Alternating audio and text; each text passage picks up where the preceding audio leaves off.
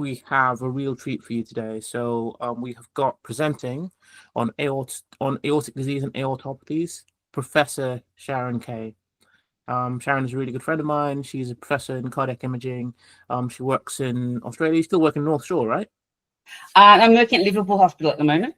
Oh, fantastic. So she moved to Liverpool Hospital, and she is an absolutely incredible world-class echo educator, to the point where she's so good that the Mayo Clinic, which is probably the best echo clinic in the entire world, actually hired her to teach their residents how to echo. That's how much skill she has.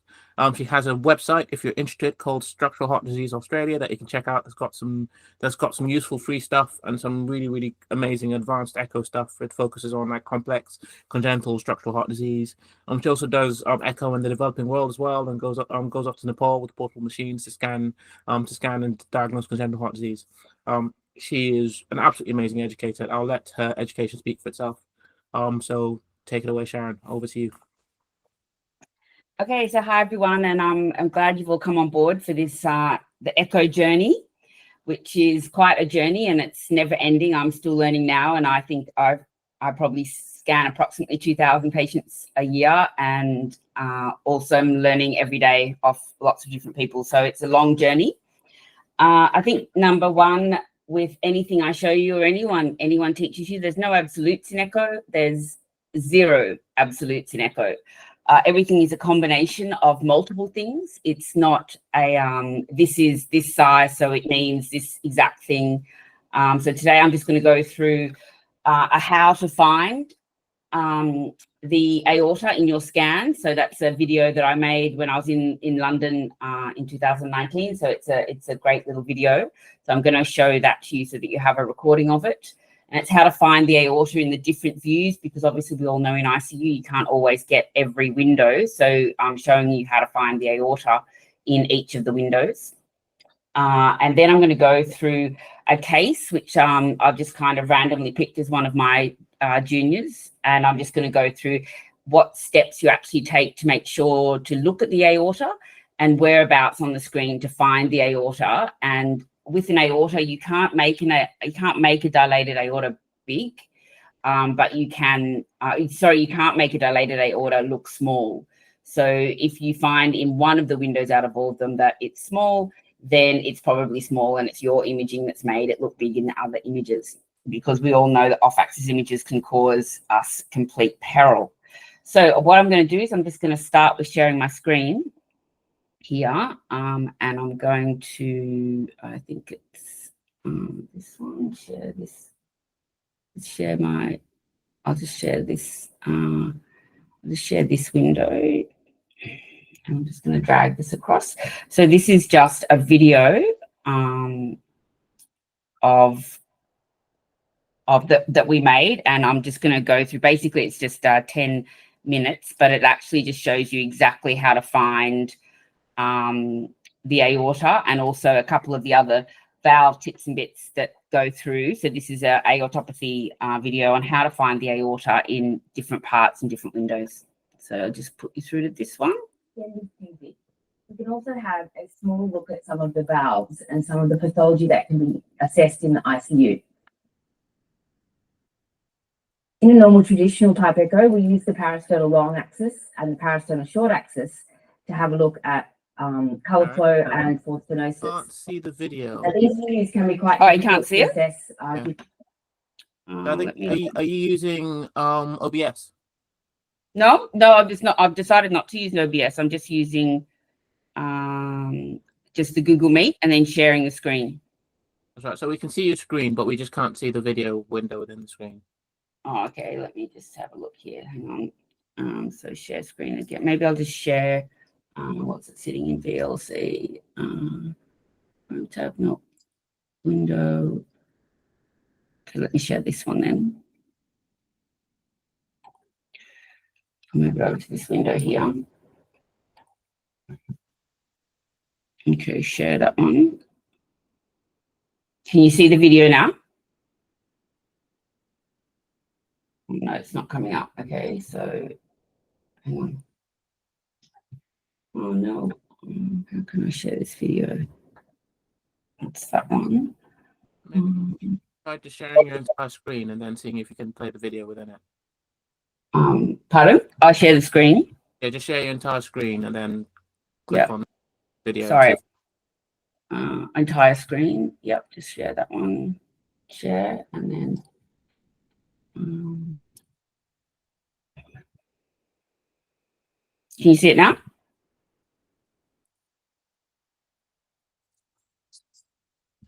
yep, see it just fine. In the traditional type echo, we use the parasternal long axis and the parasternal short axis to have a look at colour flow and forced stenosis. Now, these views can be quite difficult to assess due to the attenuation and where the colour flow is directed to, because it is more horizontal or to the beam. In ICU, I'd suggest we use the aperture 4. If we look firstly at the atrioventricular valves, so the tricuspid and the mitral, they're quite complex valves.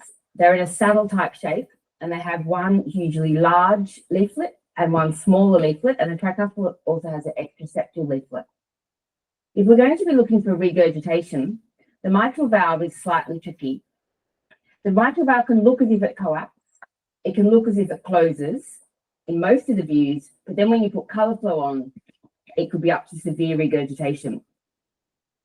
If we put colour flow on the valve, we try and make the colour flow box approximately the same width as the annulus to make sure we have a good frame rate, and make sure it goes back into the pulmonary veins and slightly up into the ventricle. If we watch here, we can see the flow in from the pulmonary veins here, and the flow coming from the back up into the pulmonary, from the pulmonary veins as well. For the mitral valve, using colour flow, you can have severe mitral regurgitation and not see any colour. So it is quite dependent on looking at the E wave as well, the inflow wave. That's because in the mitral valve, it can have very, very eccentric and come back around the back wall or around the lateral wall of the atrium. So what we do is we put our colour flow Doppler on so I can see where it's going out into the ventricle. And we once again use our P wave, our pulse wave, to see our E wave. A small rule of thumb would be that if the E wave is over 100, we probably have moderate regurgitation if you can see some sort of colour. And if it's over 120, we're moving more into the severe range. For the tricuspid valve, if we're looking for regurgitation, it's a similar principle. Most people will have some sort of tricuspid regurgitation, even if it's trivial. And a lot of the time it's directed towards the septum for the first trivial valve is the way it comes through, because the septal leaflet is quite small. Here we put the CW on to have a look at the colour flow through. For the tricuspid valve, because we have some regurgitation in most people, we can use a small trick and just look at the density of the jet. If the jet's light and only at the beginning of the cycle, it'll be more like a trivial regurgitation.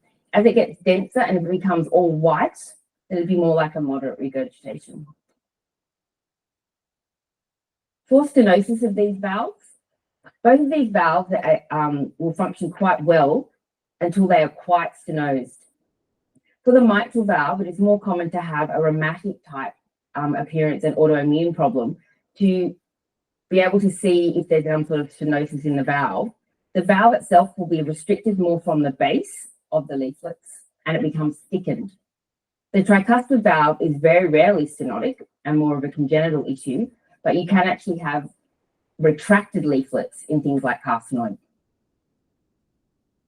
If we look now at the lunar valves, which is your aortic and your pulmonary valve, these are thin, very thin tissue valves, and they open and they're open through pressure, and then they sucked open through the little eddies within the bulb.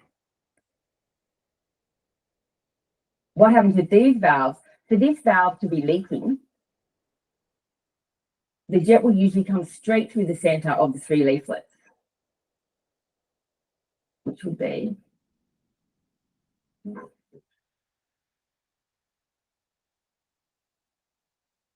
we put the colour flow on here.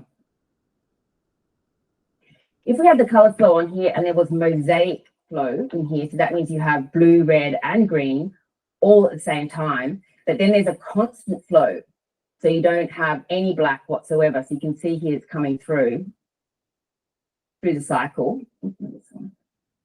There's black. If there's a constant little small circle in the middle or a larger circle, that means there's some regurgitation because it's a different part of the cycle. For this valve to be stenotic, you would want to not be able to see any leaflet motion.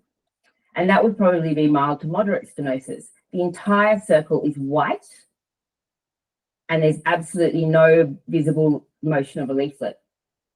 In the long axis, it would be the same. There's neither of these leaflets would look as if they open. If one leaflet looks as if it doesn't open, then there could be some stenosis or some sclerosis. With the pulmonary valve, it's usually an incompetence issue for non-congenital patients. If we put the colour flow on, it's once again a small thin jet that's coming up through back into the right ventricle. And it's very rarely anything more than moderate if it hasn't already been known from a congenital standpoint. And if we're looking here at this aortic valve again, when we do the 5-chamber, we put the colour flow on to the 5-chamber. With the aortic valve, the colour flow, you do look at the width of the colour flow, but you look at the type of the jet. If it's severe, then the whole jet will be mosaic once again. So it'll be blue, red, and green all at once. And that's when you have more of a severe or moderate regurgitation. You can use CW Doppler to look at regurgitation. And it would come at the top of the line because it's above, it's going back into the ventricle, and it's usually holodiastolic. So it goes all the way across the screen. If it has a sharp downward motion, it's usually more severe. So another part of the valvular system is beyond the aortic valve, where we can look at the actual aorta. When we're in the parasternal long axis, which we have here, we can angle slightly the face of the probe up towards the left shoulder, and it opens out the aorta. And with a slight clockwise or anti-clockwise, you can see the trunk of the aorta. Another tool would be, when you're in the parasternal long axis, is to move up a rib space and look back down at the aorta, which gives the ascending aorta along here. If it's nice, tubular and black, then we would assume that it's relatively normal.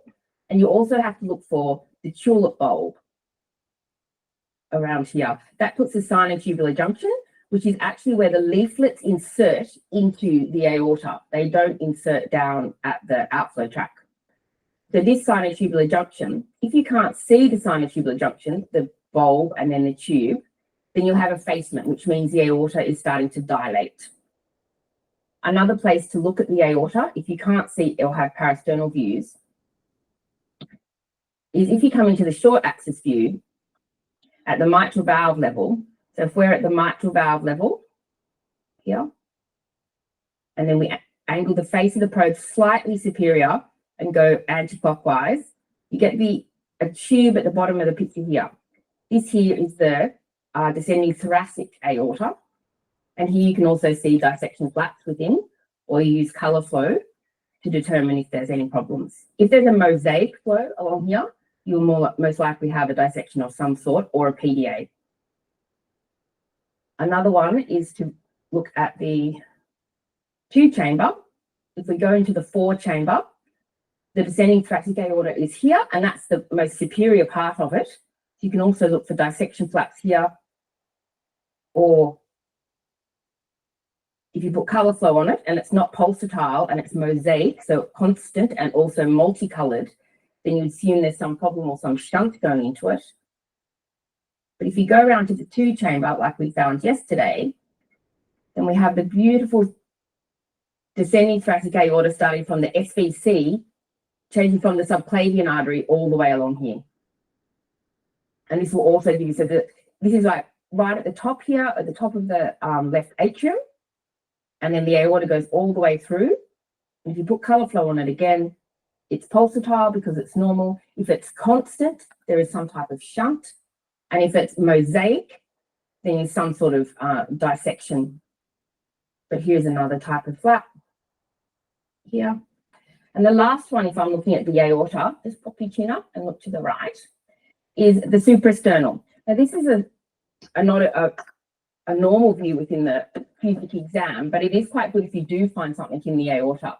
You place the face of the probe just straight onto above the clavicle line here, and then you angle the face of the probe down,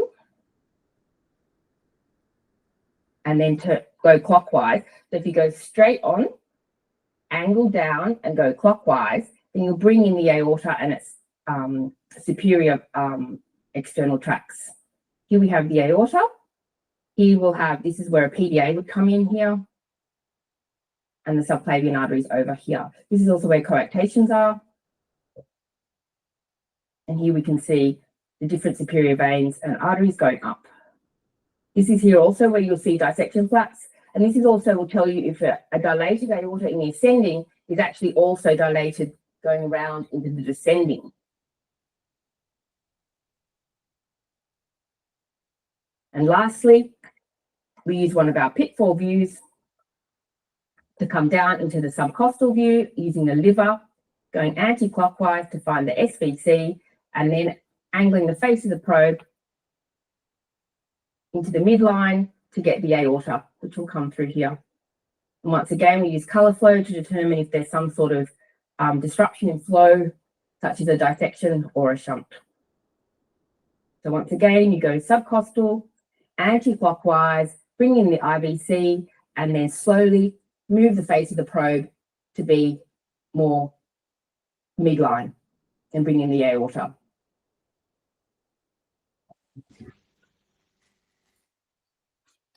Okay, so I'll now just move on to a case. So hopefully that gives you a bit of an idea of exactly how to find the pictures. Now, all the pictures, as you saw, I did in a supine state.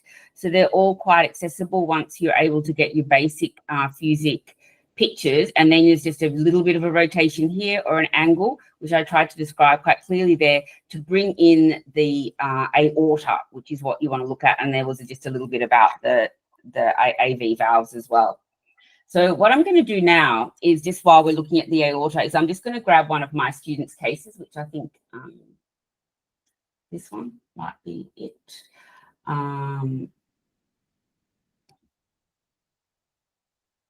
This one here, yep. So can everyone see that? Hopefully it's playing okay. So this is just a program that we use, TICA Cardiology, where all my students upload their scans, and I'd probably wrap the knuckles of this young student because there's no ECG, which makes it very difficult for us to measure or do anything. So this would definitely not make it into the logbook. But so what we do here is, let me just get my Epic pen here and bring it over here. So what we do here is, let me just change the color of that to be red. So what I want to do here is just go quickly. What we always do is to be able to work out what we're looking at with the aorta, because what you guys do tend to fall into is this thing called rule of thirds. Now, rule of thirds is a great little trick to use. It's obviously not very quantitative, but it can be used to then be able to push you forward to a better scan so that you can actually work out if something is dilated or not. So the first thing we need to do is make sure that we're in the parasternal long axis in the mid view. Now, the mid view is when we have an equidistant. Oops, just let me grab this. Is when we have here.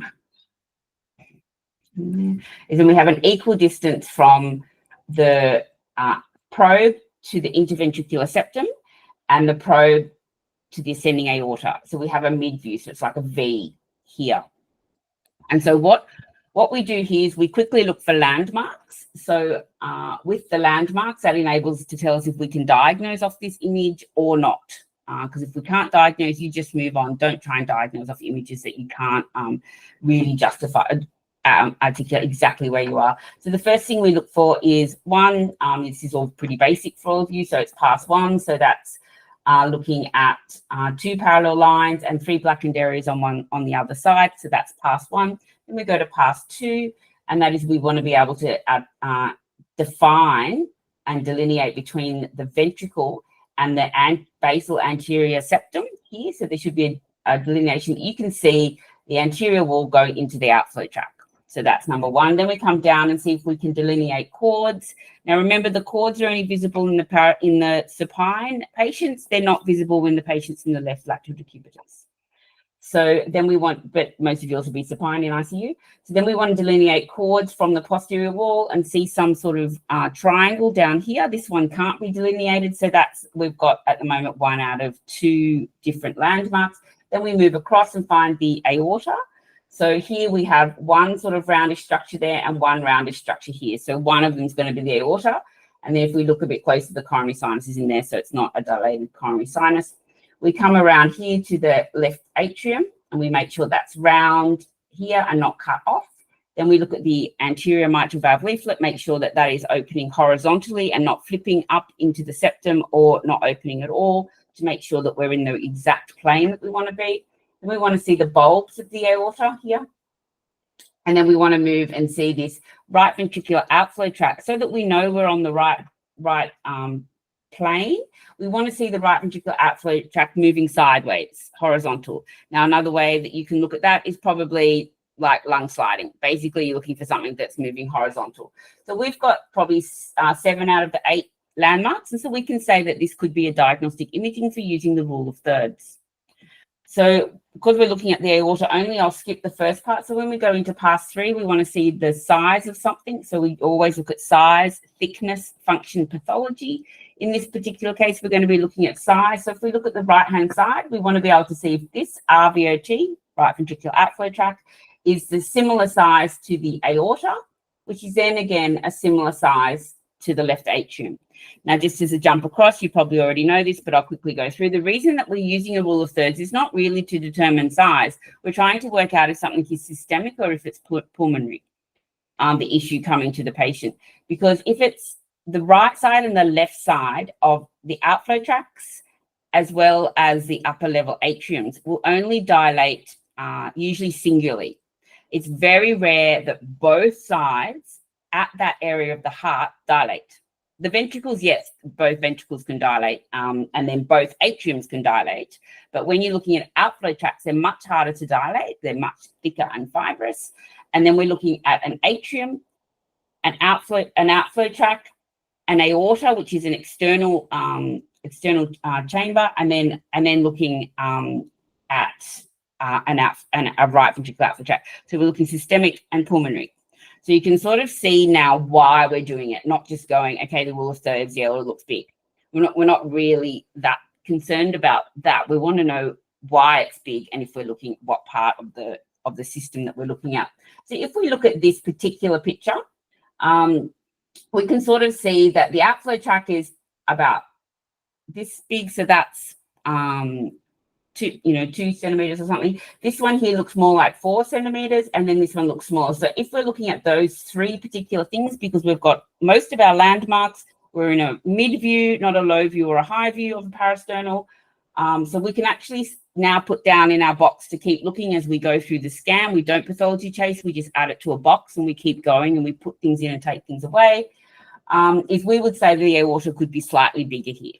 The next thing, as from the video, that we'll look at as soon as we see an aorta that's slightly big, once we get to size and thickness, we want to look then at thickness and see if the valve is looking thick, which here it's not, it's looking beautiful and thin.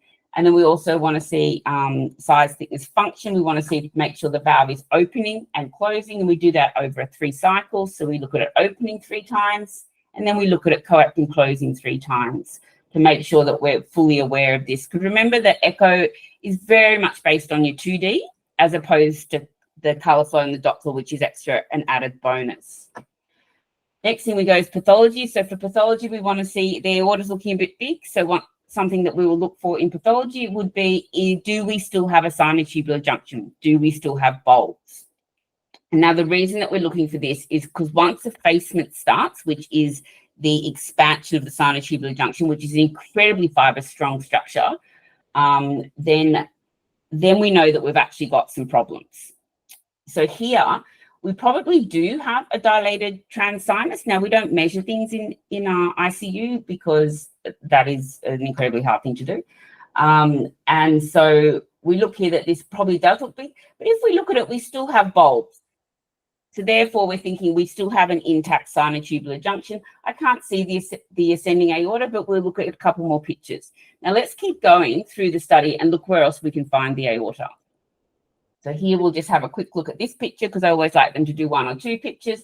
This is also a lovely picture, nice one. And we definitely can say here, we'll add in, yes, we have a relatively intact inferior sinotubular junction, but we don't have an intact anterior sinotubular junction. Can everybody see that? That this becomes a straight line, whereas here it's going up and in.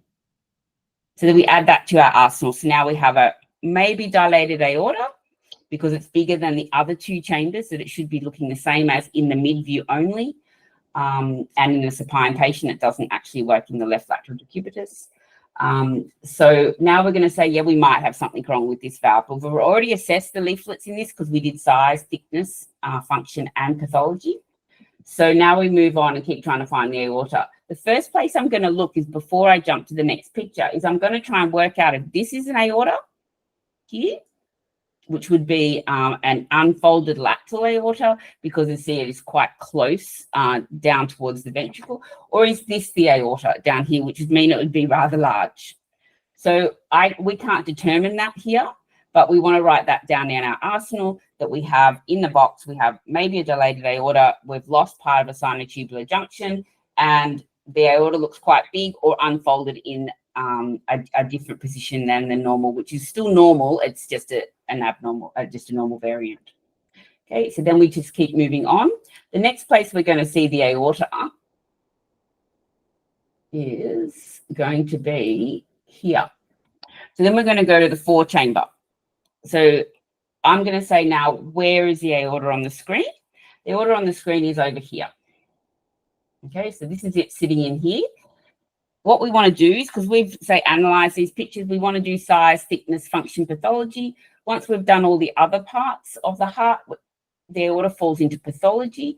And what we're going to look at here is it indenting into the atrium? Okay, it could be. So then I want to check, do I have all my landmarks? I have a vertical, perfectly vertical septums. Then I have a horizontal perpendicular annuluses that cross across the line here.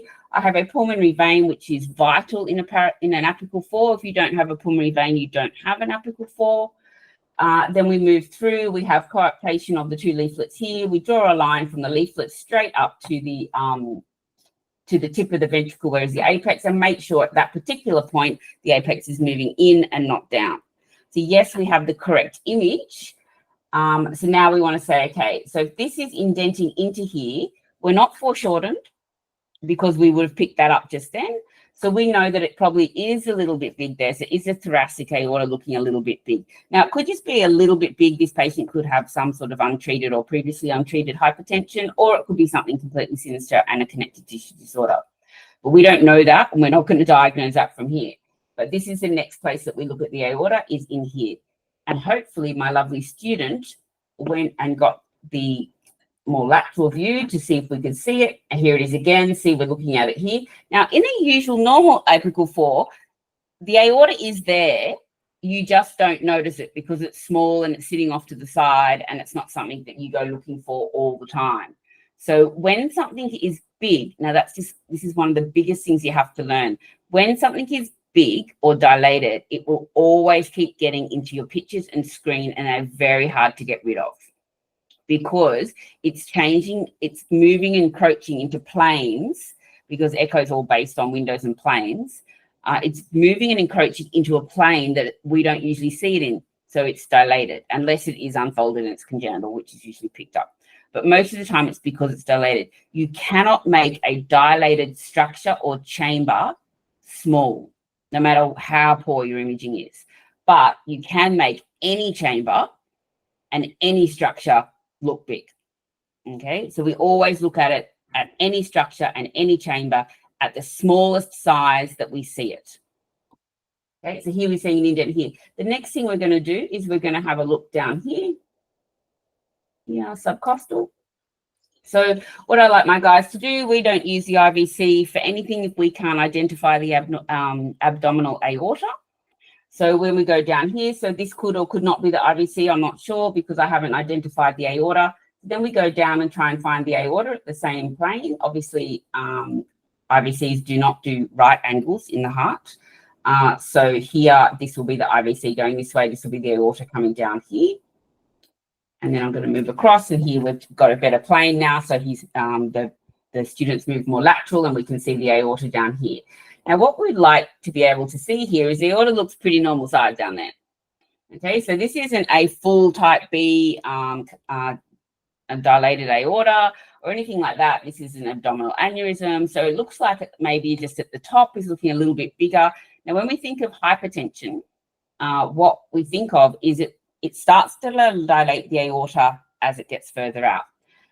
Now, what in all of those pictures that we see, I've just done a dilated one, but in any of the pictures that we've just done, if we go back and have a look at any of them, let me just find another, I can find another patient here and see if this one has one too, because they're quite common. Here, if we go look at any of these pictures that, I'll go back to this one. If we go back and look at any of his pictures, all of those exact pictures and exactly where you look and the system and structure that you use to get there and size, thickness, function, pathology, if you follow that structure, then this pathology could become dilated with a dissection flap. It could become dilated with a thrombus.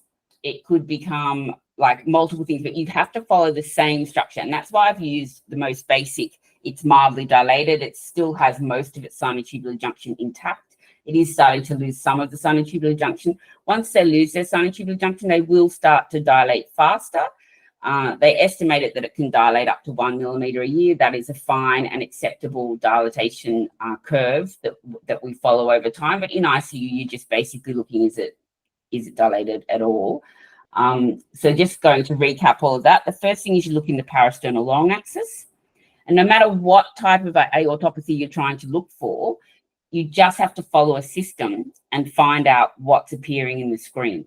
So first we look for our landmarks and make sure we're in a mid parasternal view, not a low or a high, because it will alter the way that we look at the aorta and the way that we can assess it compared to other structures.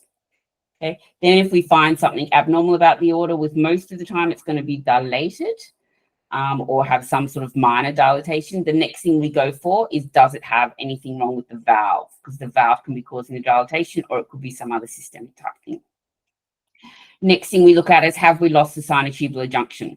If we've lost the sinotubular junction, it tends to be a long-standing untreated hypertension, which then can obviously lead to stroke. So you will find your SAHs, your subarachnoid hemorrhages, have dilated aortas, and that could be the cause. We obviously can't predict that's the cause, but that could be the cause. Then if they haven't lost their sinotubular junction, continue with the echo and try and look at it in, we want to have another look at it in the apical fora, okay, because if we haven't gone and done that extra image in the mitral valve short axis, we want to see if it's indenting into the LA down here.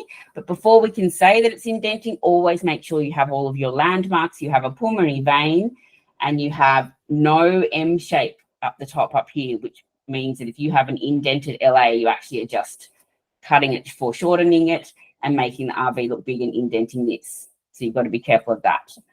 But we look here, we look to see, is this here becoming more visible than usual in a point of care supine patient? The next thing we do is, if we do see that, we move our probe slightly lateral to see if we can try and come in underneath and see if we can try and get it the thoracic aorta through near the atrium over here to see if it is dilated, and it does look a little bit big over here because we can notice it. Okay, the last one that we try and do is then we can either go the 2-chamber and angle up towards the left shoulder to try and see the elongated thoracic aorta that comes from the arch all the way down to probably about the 3rd rib.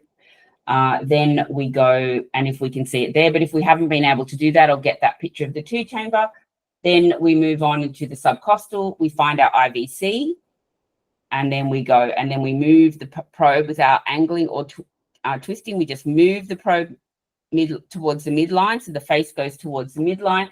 Find the aorta and make sure you can delineate between the IVC and the aorta and see if it's dilated that far down.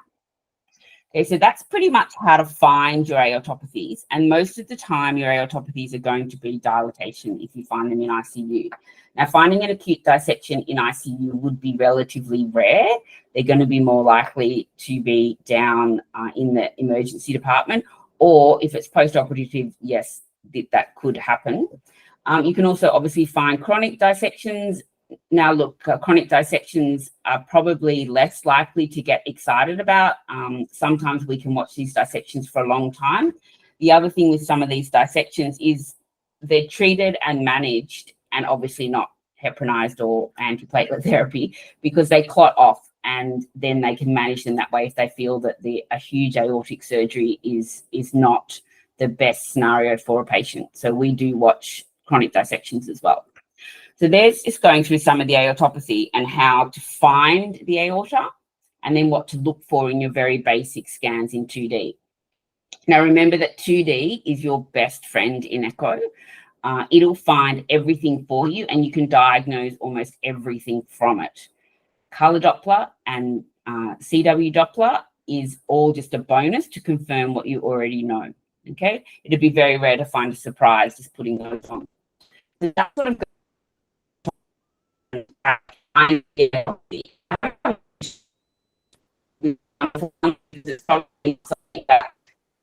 diagnosing even at the HD level, because most of the time when we go for the aorta, we find that there's something wrong with them and we send them straight for CT. We probably don't even go for a DO.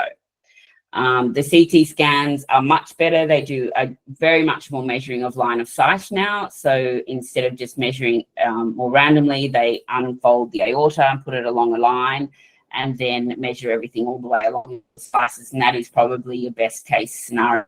If you're obviously in the third world, then, or the world has less resources, we then do use the echo, but you'd be quite surprised at how much they do have access to the CTs and the MRIs. This is going through aortopathy for you, so that you can have a bit of an idea of how to find it, where to see it, and what the quick tips are to see if something's wrong. And it doesn't matter if it's dilated, a thrombus, or dissection, you're always looking in the same thing at the fourth part of your cycle round, and pathology. So size, thickness, function, pathology for every image. So that's just going through that part.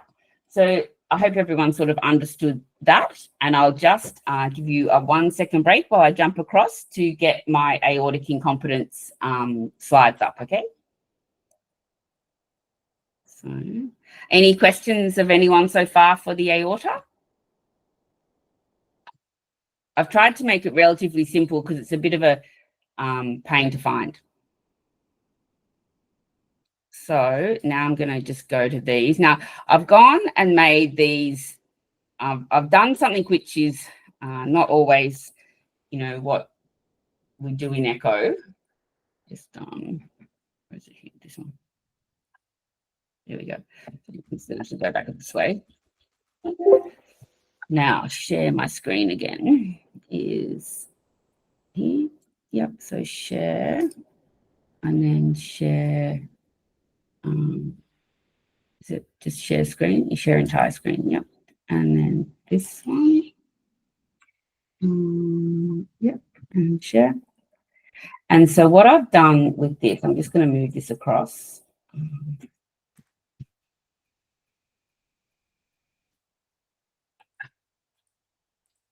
I'm just going to move this across to my other screen here, because this one seems to work.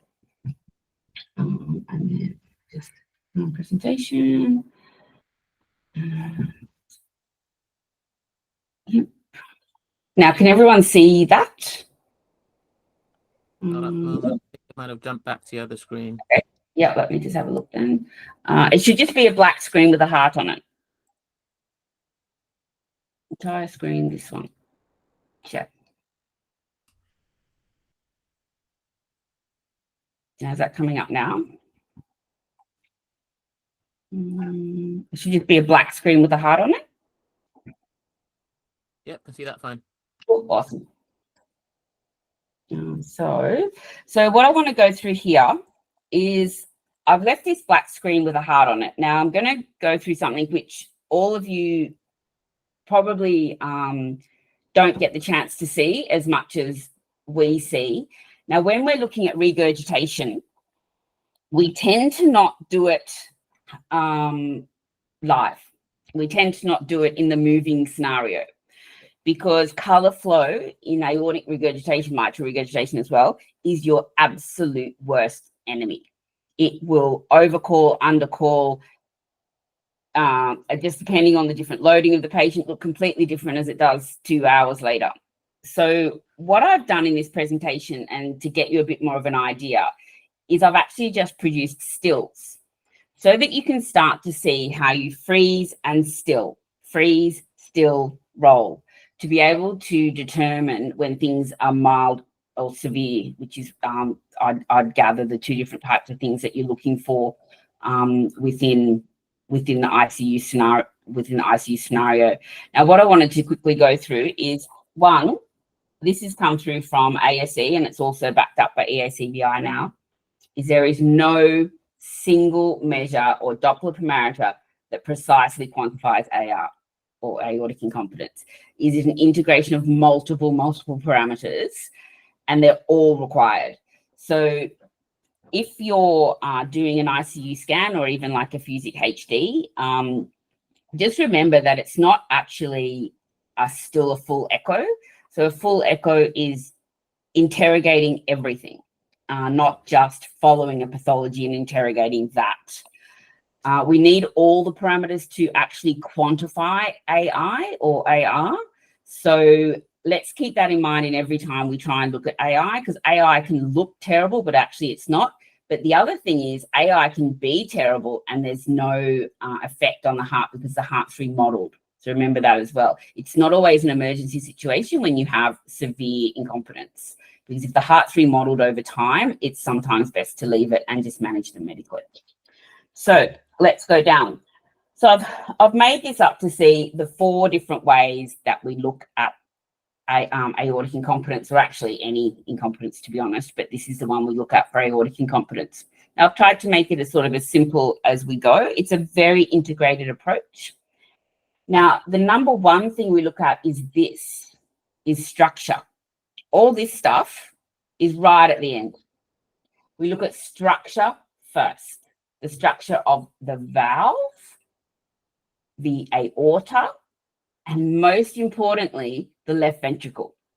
The left ventricle size is going to tell you more about AI than any color jet will ever tell you, okay?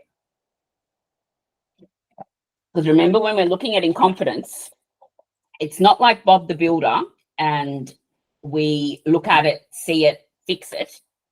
It's more, we look at it, we see it. Are there any symptoms? Are the symptoms affecting the patient so badly that they have to go for incredibly high-risk surgery? Or can we just manage them? So remember, that's the rule we go to. It's not necessarily the same as stenosis, where we do have to Bob the Builder fix it. Aortic, or any incompetence, especially aortic, is you just work with it. Now, I have actually had a patient come through. He just ran a marathon on the Sunday. He was starting to still feel a bit short of breath, so he ended up coming and having an echo that was actually being pre-booked in because someone had heard a murmur. I did an echo. He had severe incompetence with the unicuspid valve. Now, his incompetence was one of the most severe I've ever seen, and he had 0 symptoms. Okay, so remember that aortic incompetence is very symptom-based on what you do. So getting all excited about something and seeing it is one thing, but then what you're going to do with it later is another. So let's go through structure. So with the structure, what we want to look at, is it valve incompetence or is it aorta? Okay, we need to look at, is it functional? What is the functional classification for the aortic regurg? So you put your color on or you put your CW on and you see a bit of color coming through. Then we have to work out what is causing it, because what's causing it is going to determine what we do and whether the patients have symptoms or whether they're just going to last for ages with it. So we're just going to go through. So I've just done this slide pretty quickly. It's a bit of a busy slide, but just so everyone knows, this is what we're looking for aortic competence. We have this functional class up here, which is normally to do with the aorta. Okay, to start with, so this is all type A. So what we do here is, what is the mechanism? Okay, so we have 1A right up to type 3. So the mechanism here is we have dilatation of the sinotubular junction. So that's what I was talking about before with effacement, and the ascending aorta. And that will give us a centralized jet coming through, and that will give us some aortic incompetence because the leaflets just can't close enough after they've been sucked back into the eddies. So they can't, it's actually that sometimes they do close, but they can't close quick enough for the regurg to come back, because remember that the regurg blood flow wants to go to the lowest pressure, and if it can go back into the ventricle, it's going to go back in there.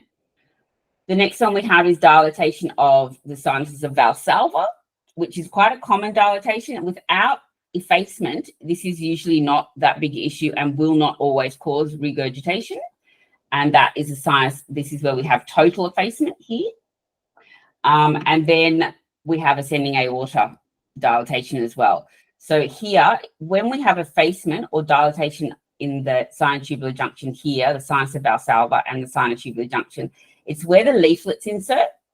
So if we have sinus of Valsalva only dilating, then it means that could dilate as long as we spare the sinotubular junction. But if the sinotubular junction also starts to go, then the regurg will start to happen. Okay, so you can sort of understand that. Sinus of Valsalva dilates, not necessarily regurg, because it'll still have time to be able to shut from the eddies that are pulling it back. But once the sinotubular junction dilates, it doesn't have time to get shut anymore. It is very rare that we have aortic prolapsing leaflets, but that can happen. Then we just move here to just annular dilatation. So then remember that the LVOT annulus is a virtual structure. It's not an actual structure within the heart. But as that area dilates, which is actually the base of the anterior mitral valve leaflet and part of the base or membranous part of the septum, once that sort of starts to dilate and pull the leaflets to go, once again, we will get some aortic regurgitation. Moving then forward to perforation and fenestration. So perforation will usually be coming from endocarditis if it's coming from an aortic valve, or old endocarditis, calcified endocarditis, something like that. A fenestration will usually come, it could be congenital, or it could have come from someone in the cath lab. So then we just move into the type B, which is the cusp motion prolapse, which is quite rare, and then they can do repairs for those. And restricted cusp motion, that's when you have balls of calcium on the leaflet, and it actually holds the leaflet open. So once again, it doesn't have time to shut. So therefore, it causes regurgitation, and that's why you do get the mixed aortic valve issues.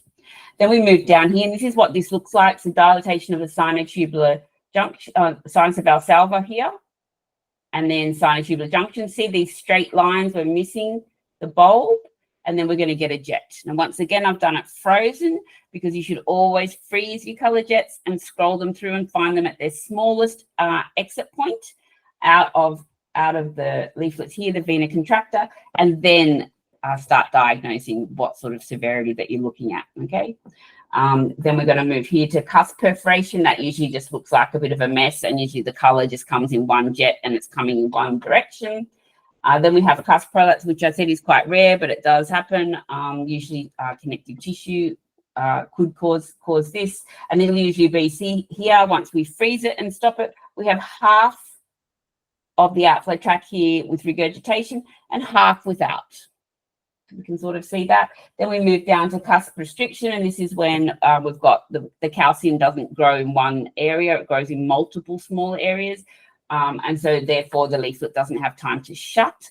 The leaflet can't shut in time, you will get regurgitation. Now, usually then we'll just get regurgitation in some part of the cycle and not all of it.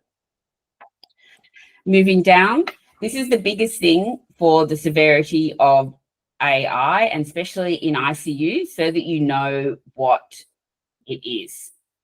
By trying to freeze it. Oh, okay.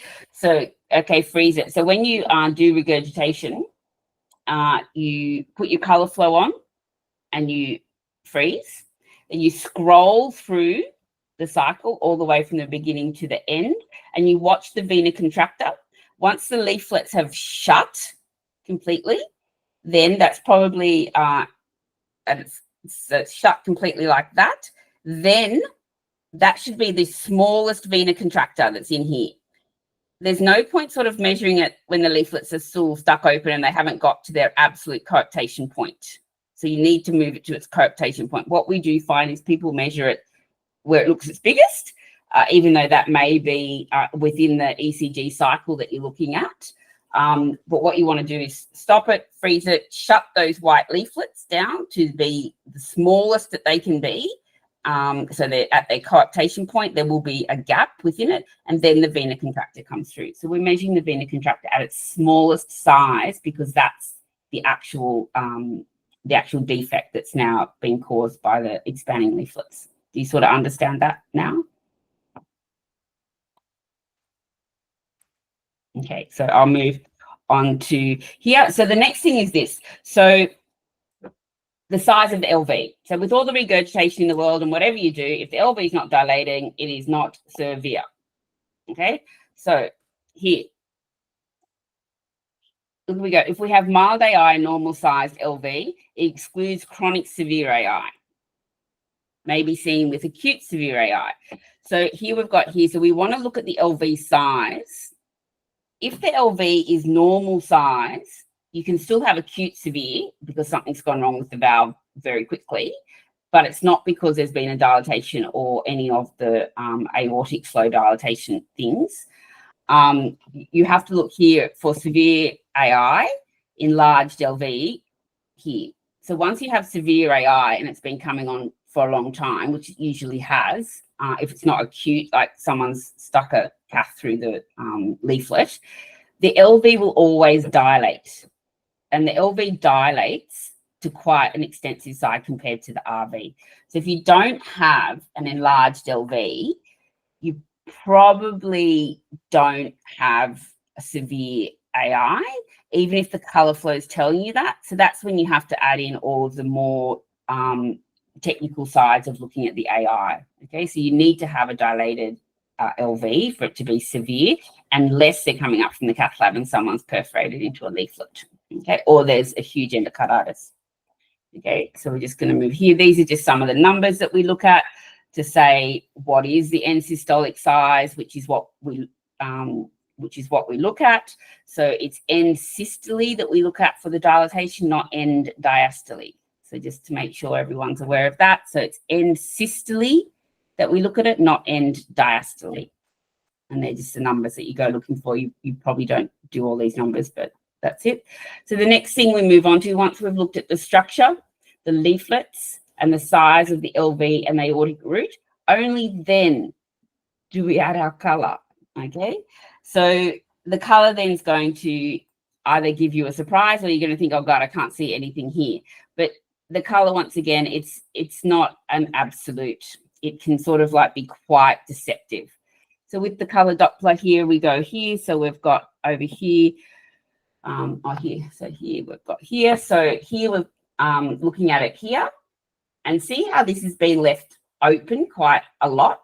And so I'm scrolling through. So look at me in the cycle here. I'm scrolling through to all the leaflets shut, everything till it gets to its smallest size here. Because there's no point measuring this, because this leaflet here is not shut yet. You can see it, it's up there. Okay, so then we wake it to its smallest size. Then we look at the jet width, and you'll see the sonographers will always be putting M mode over these jet widths 1 centimetre away from the LVOT to give us how much of it is coming through. Then we look at the vena contracta, then we look at flow convergence. Okay, now you can do all of this, and we do it on a still frame. We don't do it live with the colour flow on. I know it looks good and it can look, you know, quite great, but it doesn't actually mean anything. Once again, we move on to here with the aortic. We've got to make sure that we're not here's our aortic regurg coming through here. Okay, and then we also always look at it on another view. So we've gone from a 4-chamber here. Now, when we're doing a 4-chamber with the supine patients, it's not angle from the 4-chamber, angle the probe up. to get the aorta, because you'll never have the jet in perpendicular with the line. We actually angle slightly up and then rotate anti-clockwise. And then it brings the aorta, see, into the more central part of the screen, as opposed to it sitting out that way. So just to go through that again, the aorta, then we angle up slightly and then go anti-clockwise to bring the aorta into the central part of the screen. If you just do a 4-chamber and angle up like we do in the left lateral decubitus, your aorta will sit over to the side, which will mean that any sort of Doppler you're putting on there doesn't work. Because there's such high flow, the color Doppler and the CW Doppler will only work in complete parallel with the jet. So if it's not parallel, it's not gonna give you any information. So once we make it central, we look at the flow convergence in 2 different jets so that we can look at it as a 3D model, because we don't want to just look at something in a 2D plane. So that's why we use a 3-chamber to have a look at it as well. Then we're going to look here at the short axis. This is what I was saying before. It's mosaic. It's filling up most of the aortic here. So we're going to say that's quite excessive. It's quite severe. Then here we can see it in here. It'll be a constant jet that's coming through, and then that will just be mild, and that's in the short axis. So these are just more some tips for you to go through, because you're not going to be interrogating the valves. And when we do full echoes, we interrogate them. Here, you're just looking to find something and then move it on to do more formal echo or TOE or CT. The next thing we move is the spectral Doppler. Now, the number one thing I'm going to tell you on spectral Doppler, so you can all just look at this slide and have a look at it later. I'm just showing you what the spectral Doppler is that we're measuring from, if we're looking at the cath as well. This is what we're measuring. This is some of the numbers that we can go through, but they're not a fail-safe, okay? Then here we have some pressure half-time at 189, but it is not severe because we can't add the color to the pressure half-time, so you've got to be very careful. This is just a poor jet, okay? Now, the number one thing in all of this that I want you to remember is if you're going to use a CW, one, you've got to have it completely parallel with the jet, so you'll have to do your angle up and anti-clockwise to have the aorta in the middle of the screen, okay? This number up here, this peak number here, it must be above 4 meters per second. If this number here does not reach 4 meters per second, you do not have the jet. So out of all the CWW that you ever do in your life, it has to be 4 meters per second. Okay, it can't be 3.5, can't be 3.8. It has to be 4. It's usually going to be 5. Okay, it's not going to be 6, but it's usually going to be between 4 and 5. It must be above 4 for you to even start measuring or even looking at these jets. Okay, so that's just going through. So here we have a jet here. So this is what I'm saying, another add up. We have a jet here, 520, which you call it mild, but then we look at all lesser mild. Then we look at the color jet, and hang on a minute, look at this mess. So that's what we're talking about, that no measure is a gold standard in aortic incompetence. Then I'm just sort of, this is just the basics. The pulmonary half-time is not that useful in assessing the severity of AI. It is just a tool to be used to add to your arsenal of many, many other tools. Okay, and then lastly, what we want to do in aortic regurgitation before we make any judgment to say if it's going to be affecting the patient is we want to look at the descending thoracic aorta from up in the arch. If you don't know how to do the suprasternal picture, you use the abdominal aorta, which we all would be looking at to find our IVCs and to make sure it's an IVC and not an aorta. We put just a pulse wave in there anywhere in the jet and make sure we don't have this backflow here. Yep. And then that's what we look for, abdominal or descending thoracic. And then here's a descending thoracic. You can start measuring it at end diastole as well. So what I've tried to do here is not necessarily go through and say, this is how you measure this is where you measure this is what you do. I've tried to adapt what we do to ICU because the ICU is looking at things differently, and even Physic HD is brilliant, and I teach the more advanced things. But at the end of the day, it's still not a formal echo. A formal echo interrogates everything, no matter if there's regos there or not, because we're obviously watching things over time. So I sort of hope that that's been useful going through aortopathy and then into aortic regurg. And I hope I've given you a few tips and tricks that you can sort of say, okay, no, I don't have 4 meters per second. I'm not even looking at that jet. Just cut it off. And in ICU, don't even bother go looking for it. I mean, your time is worth a lot more money than to go and do something clinically than to flow reversal, is it? Oh no, not unless for here, the flow reversal and descending thoracic aorta. Not necessarily. I would measure it 5 times at 5 different spots in the aorta, and we do, to make sure that you're not missing some of the jet, because in the abdominal aorta, as you can see here, it's never parallel to your beam. So it's similar to when we're doing carotids. It's never quite parallel to your beam, so you may be missing someone. So you can't eliminate severe AI with that measure. You need to add it to all the other measures. I would then go to the suprasternal and look at the descending and see if you can see a hollow diastolic flow here. And if you can, then you'd measure it. Now, you want the jet to look like this. Even in mild regurg, you'll still get this jet. Okay, it'll just be a lot smaller. And you just change your gate size to be able to pick it up. So no, you can't eliminate it. So that's all that. So I'll stop pushing that forward. So any other questions? I've tried to make it sort of very ICU based, because I think that you're doing things in a much faster way. I have my students, they do things in 12 minutes. If they can't do the echo in 12 minutes and then have a 5-minute writing report, then it's probably not of a useful measure for ICU. If you have time to do full echoes, you can do them, but you're sort of jumping from 30 pictures to 120. So any questions people would like to have? I hope that's sort of giving you a sort of a brief overview of how to get, what to use, what not to use. Any questions? Fantastic. Thank you so much. Thank you, Sharon. That was great.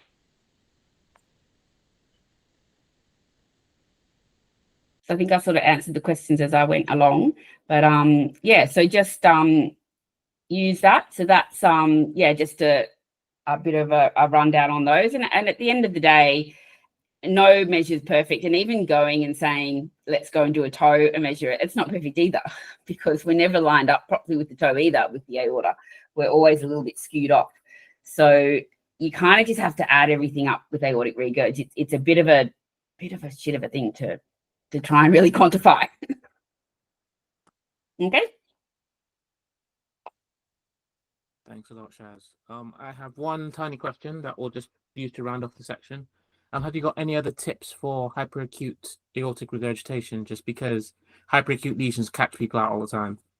Yeah, so the hyperacute ones, the ones that come on really suddenly and we don't necessarily know why. One thing is I would do the color jet and look at the vena contracta in the parasternal long axis, because that is where you can see where it's coming from exactly. And then as soon as you can see where it's coming from, if you're lucky to have biplane, you would biplane straight through the middle and see the short axis on the right-hand side. And that's what I would do. And I'd freeze it and scroll it through in frozen. I'd never look at it live. And because then you can actually see where we are. So is it just blooming out and it's becoming massive halfway into the outflow tract and into the LV, which means that it's super hyperacute because the valve itself is still has some structure. Or if it's an endocarditis, it's eaten away at a leaflet that's just fallen apart. You can see where it is. So is it just one leaflet that's completely taken over? Is it central, which means it's coming from somewhere else? So I'm looking at where the jet's coming from for those hyperacute lesions. And I always use the short axis and biplane it, or if you can't, just turn your program. Yeah.